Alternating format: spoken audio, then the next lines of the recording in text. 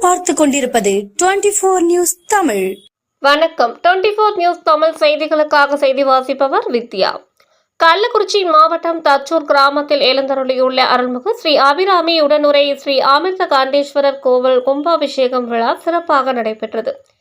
சுமார் 300 ஆண்டுகளுக்கு முன் கல் தச்சர்கள், சிற்பிகள் இப்பகுதியில் அதிகமாக வாழ்ந்தார்கள் என்றும், காலப்போக்கில் காலநிலை மாற்றத்தால் இப்பகுதி பூமிக்குள் புதையுண்டதாகவும், அதன்பின் வந்த மக்கள் உழவு தொழிலை செய்து வந்தார்கள். அப்போது காரம்பு சாகுபடி செய்து வந்த நிலையில் காரம்பு வெட்டிய போது கல்லை வெட்டியது போல் சத்தம் வந்ததை அடுத்து முழுவதுமாக தோண்டி பார்த்தபோது அது 6 அடி கொண்ட சிவலிங்கமாக காட்சி கொடுத்ததை அடுத்து விவசாய நிலம் முழுவதும் தோண்டி பார்த்தபோது 10க்கும் மேற்பட்ட சாமி சிலைகள் கண்டெடுக்கப்பட்டது.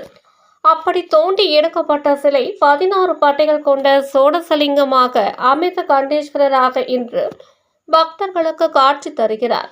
பழங்கால மன்னர்கள் கட்டிய கோவில் போல் கருங்கல்லால் கோவில் கட்டப்பட்டுள்ளது.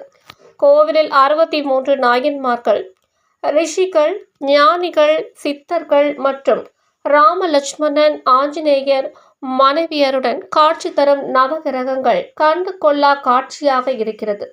கும்பாபிஷேகத்தை தொடர்ந்து சுவாமிக்கு சிறப்பு அபிஷேகம் மற்றும் அலங்காரம் செய்து தீபாராதனை நடைபெற்றது.